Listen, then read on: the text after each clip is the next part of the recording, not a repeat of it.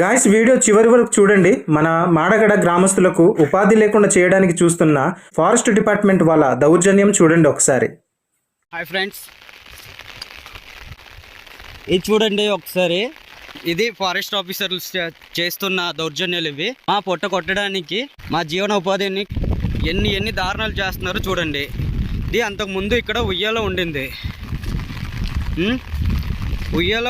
అవన్నీ తీసి వాళ్ళు ఆక్రమించుకోవడానికి చూస్తున్నారు. ప్రస్తుతానికి అయితే మేము ఇవి నమ్ముకుని ఉన్నాం. మరి మా పరిస్థితి ఏంటి? మేము గత 3 సంవత్సరాల నుంచి ఇక్కడ జీవనోపాధి సాగిస్తున్నాం. అలాగే ఒక 2 సార్లు చేసాము. ఇలాగే మనకి ఫారెస్ట్ డిపార్ట్మెంట్ వాళ్ళు వచ్చేసి మనకి ఇలా నరికేయడం జరిగింది.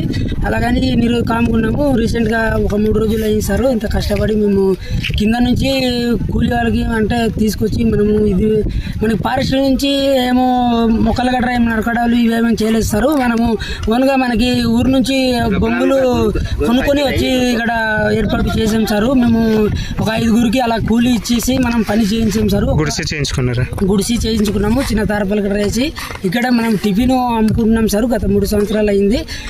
మనకి ఏం చిన్న ఇన్ఫర్మేషన్ కూడా ఇవ్వలేదు, లేదంటే ఒక మాట కూడా చెప్పకుండా అలా నరికేయడం జరిగింది.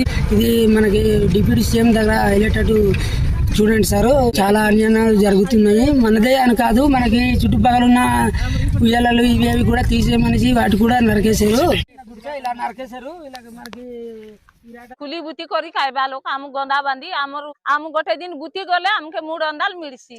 আমু ఏ గొందా బండ్లా తిని ఇటు గొందా బండి 10-5 ఆయిలే అమ్ము కూలి కొరి కాయట్లు. ఇక్కడ ఊరు వాళ్ళు చాలా మంది వ్యాపారస్తులు ఉన్నామండి. ఇక్కడ ఇది మా సొంత ప్లేస్. మాకు ఈ ప్లేస్ లో సర్వ హక్కు ఉందండి. ఎందుకంటే మేము చాలా చదువుకొని డిగ్రీలు BA BEdలు చదువుకొని మేము ఇక్కడ వచ్చి టీ వ్యాపారాలు చేసుకొని లేకపోతే చీర కట్టడము వ్యాపారాలు చేసుకొని మేము బ్రతుకుతున్నామండి. మేము చదువుకున్న వాళ్ళకి ఉద్యోగం లేక ఇక్కడ వచ్చి ₹2 సంపాదించుకొని మేము బతుకుతున్నామండి. ఫ్రెండ్స్, మేము అడిగేది ఒక్కటే, మా జీవనోపాధిని కాపాడండి. దీని మీద ఎన్నో కుటుంబాలు ఆధారపడి బ్రతుకుతుంది. దయచేసి మా బ్రతుకు మీద మట్టి కొట్టకండి ప్లీజ్ అండి.